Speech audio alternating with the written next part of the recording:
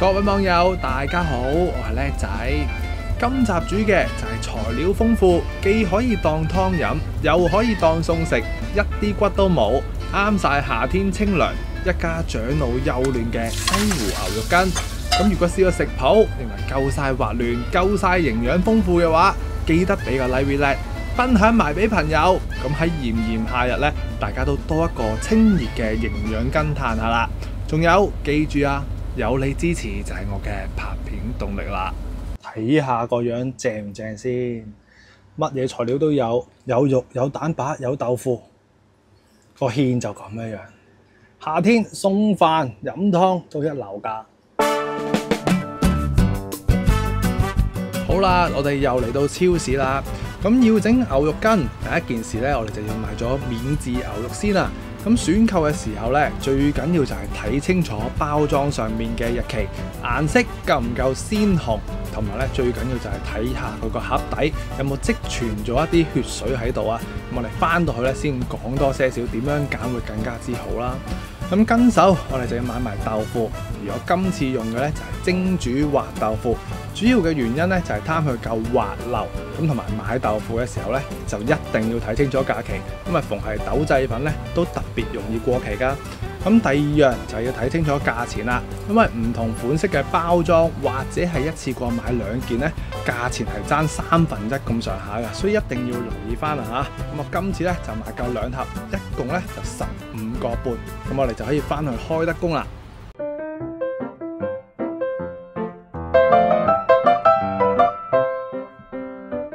各位網友，大家好，又翻到嚟叻仔廚房啊！嗱，今集咧個主料咧就係佢啦，免治牛肉。咁我哋今次整呢個西湖牛肉羹咧，其實最主要就係睇下我哋處理得呢一嚿免治牛夠唔夠味道啦，夠唔夠鬆散好味咁樣啦。嗱，首先我哋望下呢一包肉啦，咁我哋頭先都應該片頭有講啦。咁啊，最緊要咧就係買嘅時候唔好有啲咩血水喺個底度啊，或者係變咗一啲嘅暗啡色啊，即係冇咁鮮紅嘅牛肉咧，我哋盡可能都唔好買，因為喺夏天咧特別係買呢啲絞肉咧，特別係容易壞嘅。咁啊，好視乎翻你嗰個超市嗰部咁嘅絞肉機乾唔乾淨啊，所以我建議大家咧就去翻一啲老字號一啲嘅超市度買呢啲絞肉就會好啲。咁其實咧嗱，呢個秘密武器嚟嘅。咁我哋買親絞肉咧，無論你按信任嘅地方啦，咁我哋都要洗一洗啲肉，咁我哋先至會食得安心啲。咁洗嘅時候咧，大家認一認呢個篩，呢個篩嘅密度咧好唔同嘅，就唔同我哋一啲嘅大篩。洗肉嘅時候，如果你用呢啲窿嚟去洗咧，咁樣你啲肉咧就越洗越走噶啦。咁我哋呢一度咧大概咧，嗱我就貪心咗少少，我洗一次俾大家睇。咁其實洗一洗佢有個好處嘅，一嚟乾淨啲啦，二嚟一樣嘢咧就係會俾啲肉咧可以受一受水。咁我哋一路沖呢啲肉碎嘅時候咧，就唔使話沖得太耐嘅，輕輕叫做洗下佢，唔好話揸咗佢嗰啲肉嘅味道出嚟咁啊。嗱，咁啊輕輕洗佢。咁你見佢咧已經喺度沖走晒一啲嘅血噶啦 ，OK？ 嗱，咁我哋洗佢幾耐到咧？大概係10零秒左右就 OK 噶啦。咁你見我啲肉有冇走到啊？如果你個篩個窿太過粗咧，就走晒啲肉，你點樣洗都洗唔掂噶啦 ，OK？ 嗱，咁啊洗晒啲肉先。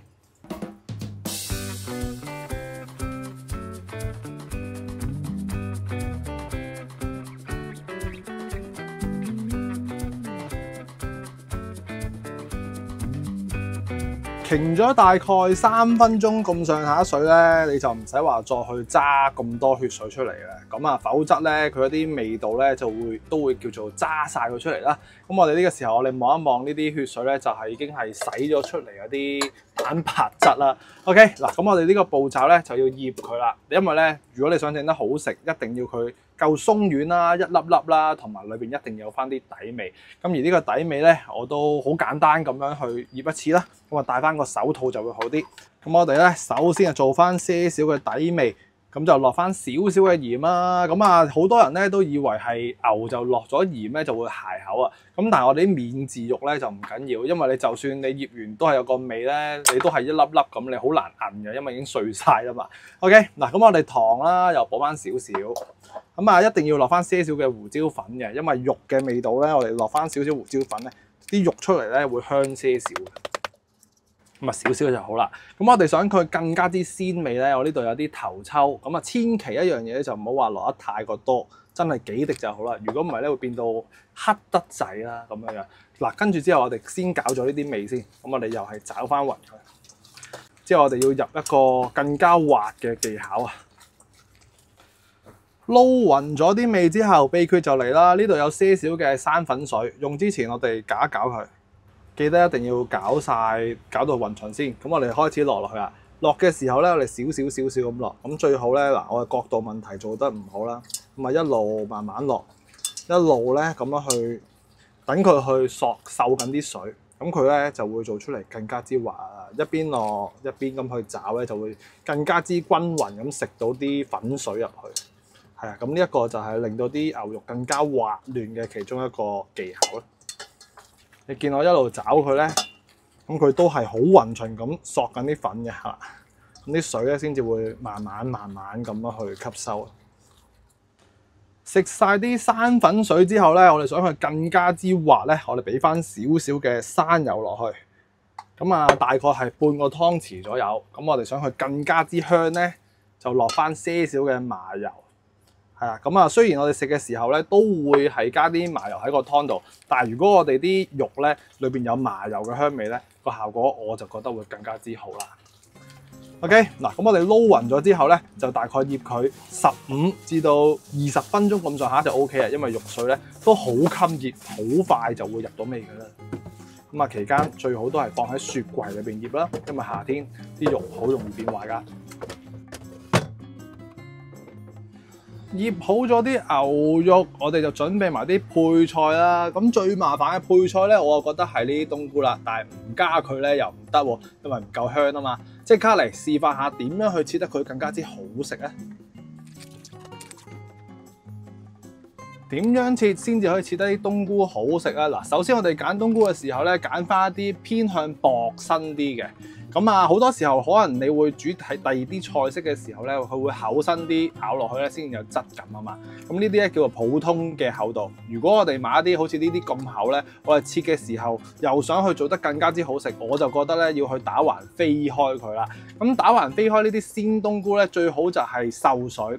咁你見佢隻冬菇浮咗好耐啊，揸出嚟有水嘅，因為受咗水嘅冬菇咧係會容易切啲啦。咁我哋咧盡可能咁樣，佢裏邊一缸咧就會咁樣爆開，所以受得佢越耐水咧就越好。咁呢啲大概咧係2至到3刀咁上下啦。咁啊打橫飛嘅時候咧就小心啲，因為切親冬菇咧都會好容易會遇到呢啲情況，所以你受水受得耐啲就會更加之好啦。嗱，厚身嘅冬菇我哋已經係可以切到1開3嘅，所以你揀啲薄身啲嘅冬菇咧，你就可以直接咁去打，直橫咁切。咁我哋切嘅時候咧就只需要盡可能就跟翻住啲牛肉碎嗰個 size 啊，係啊，咁樣食落去咧先至會似羹咧，可以一羹一羹咁樣去飲落去咧，我覺得咁就會更加好啊！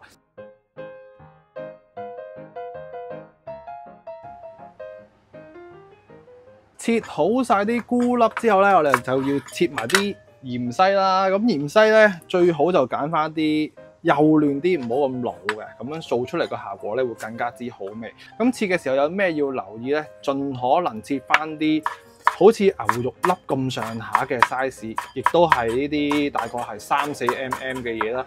咁而嗰啲葉咧，我哋都照樣去切埋佢就 OK 嘅啦。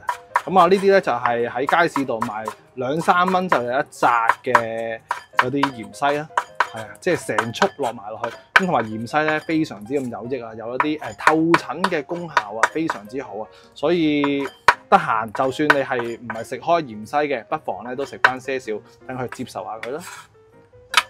OK。切完芫茜咧，我哋就要切埋一紮葱啦。咁啊，視乎翻你自己中唔中意啦。嗱，我自己就幾中意食葱嘅，所以咧我就會俾多啲佢。反正咧有喺度，咁擺多一日咧，我就覺得唔係咁中意啦。咁切嘅時候，我自己咧就會俾埋呢啲葱白落去。咁我哋切咧就要切翻啲粗些少嘅，因為呢啲咧除咗係要嚟放湯之外咧，我哋仲會攞嚟爆㗎喎。係啊，咁我覺得咁樣就會香啲。咁你當然可以簡單啲就直情唔爆啦。係啊，咁我就會切餐粗些少嘅。咁西湖牛肉羹，我哋想佢更加之豐富啊，更加之香滑咧，我哋梗係要做翻件滑豆腐落去啦。咁切嘅時候咧，切翻啲粒狀就 O K 啊。嗱，我比較懶啊嚇，真係求其嚟，所以你見我把刀咧都會有啲葱喺度啊。咁呢啲咧就係啲手勢唔好咧，就會咁樣樣。咁啊冇辦法啦，叻仔越嚟越懶，同埋咧，我覺得屋企嘢又唔需要話咁講究啊。咁啊最緊要咧切到佢四四方方差唔多樣就 O K 啊。同埋咧，我哋玩親豆腐咧，記得一係你又啤一啤水，一係咧我哋一陣出水嘅時候咧就輕輕出一出，因為逢係呢啲豆製品啊，或者係呢啲現成嘢咧，都會有一啲嘅類似係有機會啦，係一啲防腐劑嘅嘢咧，或者係啲豆嘅腥味啦，我哋要去啤一啤水啊，換下水啊咁樣樣。雞蛋咧，我哋最緊要係準備翻2隻嘅蛋白就 O K 啦。咁呢啲蛋殼有咩用咧？啲蛋殼咧要嚟去綠在區區嘅環保回收啦。咁啊蛋黃我哋留翻起佢先啦。咁蛋白咧就好重要嘅。如果我哋想拉啲花出嚟夠勻勻咧，我哋一定要發一發啲蛋白。咁啲蛋白點樣先為之夠咧？拉佢上嚟咧就唔會話好似一煮住咁就 O K 啦。咁啊最緊要係啦，稀稀地咁就 O K。蛋白都發勻埋，跟住個秘密武器又係佢喎，咁啊最啱夏天用嘅呢一個粉啦，記唔記得佢先？咁啊有睇我上一集嗰個節瓜湯咧，就會知道佢係咩啦。咁啊佢係馬蹄粉啊，咁啊點解落馬蹄粉咧？一嚟剩低咗喺度，成日都擺喺度，又唔記得咗佢咧，咁啊係時候攞翻出嚟用。一嚟可以收到芡，二嚟咧又可以增強一啲嘅清熱涼血嘅效果啦。嗱，咁我哋落大概咧4個飯匙左右啦，係啦。咁我哋之後唔夠咧，先自己去衡量翻咧，再去收。係啦，咁啊，如果冇呢個馬蹄粉嘅話咧，不妨咧就用呢一個生粉就 O K 嘅。咁我都係叫做唔好嘥咗啲嘢，因為好多時候呢啲粉咧擺下咧就唔記得咗佢啊。咁啊有啲網友留言啦，除咗呢一個馬蹄粉之外咧，仲有嗰個角粉咧，有啲時候可以點用咧？其實攞嚟煲湯咧，嗰個角粉都 O K 啊。不過最緊要一樣嘢就係用凍水嚟開佢，因為咧又係一啲好容易會沉底、好結、好糊嘅嘢。咁我一陣落去嘅時候咧，大家就會知道點解㗎啦。OK， 嗱，咁我哋即刻已經可以埋爐㗎咯喎。嚟到埋爐嘅第一步，我哋先要校咗個湯底先。嗱，咁湯底咧呢度有滾水啦，咁呢一度咧其實呢啲煲咧有呢個劃線呢個秒數嘅。咁我哋一般嚟講咧，我哋用個大湯碗咧就大概1公升咁上下啦。咁即係咧我哋用翻呢個烹仔，咁就落半煲水，咁就差唔多啦。咁啊大概1000毫升咁上下啦。之後我哋家庭用最好咧就梗係方便啲啦，250ml 嘅清雞湯我哋打翻個底味。咁之後呢一度咧加埋個成數咧就大概係1200毫升咁上下噶咯喎，咁我哋煲滾佢先。之後我哋熱翻隻鑊，俾翻1-2湯匙嘅生油佢。之後我哋就爆一爆啲薑米，咁啲薑米咧記得係比較大粒啲嘅薑米，如果唔係好容易爆燶啊。爆到啲薑米開始有啲變色咧，聞到一陣薑味咧，我哋就可以加翻啲牛肉碎落去噶啦。咁我哋咧就要盡可能快手少少咁去炒到佢熟啊，緊熟就 OK 噶啦。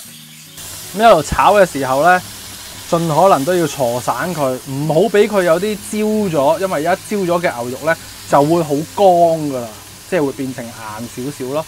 嗱，咁我哋一路炒嘅時候揚開佢，咁你會見到啲牛咧就開始變色啦，同埋唔會話焦噶啦。咁同埋我哋炒嘅時候咧有個好處咧，就係咧我哋一陣放湯嘅時候咧都可以變成一粒粒，唔會話一嚿嚿咁樣樣啦。嗱，咁我哋炒到佢將近變色咧，我哋就仲要落多樣嘢。咁我哋呢啲有啲葱白噶嘛，咁啊盡可能俾啲葱白落去，咁啊炸地攞埋啲葱味。咁啊呢啲留翻我哋要嚟放湯嘅時候先落。咁喺側邊啦，咁去辣一辣佢。係啊，唔好睇佢少少咁樣去辣啊，爆一爆咧都會香好多㗎。嗱，香香地再撈埋佢啦。OK， 嗱，見到佢真係一粒粒散開咗咧，我哋已經可以起得㗎喇喎。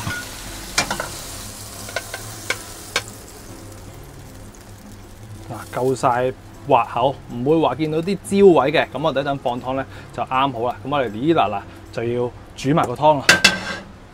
放湯嘅時候，第一步咧落翻啲雞湯落去呢邊隻鑊度先，跟一跟個次序會更加之好啦。咁啊開翻大些少嘅火，咁啊咩材料未熱咧就係豆腐，咁啊由得佢咧喺度浸淫住煮下啲豆腐先。咁啊最主要都係黐咗少少鹽細添，最主要咧都係等啲豆腐熱嘅啫，其實冇乜嘢嘅，同埋可以煮下啲豆腐，等佢更加之入味啦。咁我哋就等佢水滾。好快已經滾起咗啦，咁我哋咧準備定一個呢啲咁嘅蜜格啦，擺喺側邊先。咁啊呢個時候咧，我哋即刻已經可以落埋啲牛肉落去啦。咁落咗呢啲緊熟嘅牛落去咧，我哋大概咧都要煮佢大概3幾分鐘，等啲牛肉嘅味道咧出落去啲羹嗰度嘅。咁一滾起咧，記得調翻一個細些少嘅火啊嚇！滾起咗，我哋見到個水面咧會有啲白泡嘅，呢啲就係一啲比較俗丁咁多嘅嘢啦。咁我哋避一避佢，咁你會見到我唔覺意有啲葱喺度嘅，咁啊自己執生啊 ，OK？ 微滾嘅狀態，我哋滾佢2至到3分鐘咁上下就 OK 嘅啦。喺去到10零秒左右啦，有個驚喜嚟咗啊！頭先咧唔記得咗攞一樣嘢喎。嗱，大家一定要由滾佢開始咧，記得落翻呢啲冬菇粒粒，唔怪之得好似少咗啲嘢咁啦。咁落咗落去，咁我就會滾多佢2分鐘左右啦。咁啊自己執生啦，係啊，唔記得咗落啊，唔好意思啊。咁順手咧，我哋已經可以落埋味噶啦。咁啊，落翻些少鹽啦。咁基本上我哋啲牛肉咧有少少味喺裏邊咧，都唔使話落太重味嘅。係最緊要呢一樣嘢啊，反而係胡椒粉啦。係啦，咁我哋落呢2樣嘢就 OK 嘅，因為牛咧就好夾呢個胡椒粉嘅。調味料都煮好埋，跟手我哋就試一試個味道。咁啊鹹鹹地有少少胡椒粉味咧，咁就啱味噶啦。正。咁啊呢個時候咧，爭啲唔記得咗，我哋落翻少少嘅麻油打一打底先。咁我哋唔夠咧，之後先至去再落啦。咁跟住我哋就要收翻個芡啦。係啦，咁啊頭先嗰度啦，咁我哋慢慢咁落啦，較翻細丁咁多嘅火。咁啊以免佢咧太過大火咧，一落去咧就會好結啊，就會熟咗啲粉唔勻咁啊。咁啊一落去，一邊喺度攪。咁如果你太過大嘅火咧，就好容易搞到佢一嚿嚿啦。咁最緊要我哋咧落勻咗之後咧，就已經可以開翻大丁咁多個火咧，等到啲馬蹄粉熟噶啦。等待馬蹄粉咧再一次熟咗之後咧，呢個時候我哋就較翻細丁咁多嘅火啦。咁我哋就要落埋啲蛋白落去。咁落嘅時候咧，就係一路攪一路落會好啲。咁啊一攪散佢咧，由得佢等佢上翻啲嚟先。好啦，啲蛋白咧開始慢慢咁出嚟。咁啊，點解會有啲白色呢啲咧？其實係擺得太過近呢個爐，呢度咧有啲熱地個玻璃兜，所以你見佢有啲白色呢啲凝固咗嘅蛋白。當我哋啲蛋白咧都浮翻上嚟呢個時候咧，我哋就落翻些少葱啦，落咗一半先啦。咁我到最後食嘅時候咧，先至去再去補翻啲落去啦。咁呢啲咧一大半咧都係用嚟打底嘅。呢一啲我哋臨尾食嘅時候先再去加咧，咁先至會有一啲爽嘅口感啊嘛。係啦，咁我哋呢個西湖牛肉羹咧就大功告成噶啦。咁啊芫茜落翻多些少，你先會做到我呢一個咁足材料嘅感覺嘅。一滾起已經可以起得啦。如果唔係咧，一陣咧慢慢咧就會變色噶啦。咦，直接倒落去都 OK 喎。咁呢個時候我哋咪又再加翻丁咁多啲芫茜同埋葱落去，咁就已經夠晒醒胃，非常之咁好飲有益噶啦。咁如果你都中意今集呢個開胃又簡單嘅西湖牛肉羹嘅話咧，記得俾個 like 分享埋俾朋友。咁啊，大家咧喺夏天咧都有多一個比較開胃又可以送飯嘅湯水或者餸菜飲啦。咁下一集我哋繼續一齊煮一齊嘆，下條片再見，拜拜。睇下個樣正唔正先？乜嘢材料都有，有肉有蛋白有豆腐，個芡就咁樣樣。夏天送飯飲湯都一流㗎。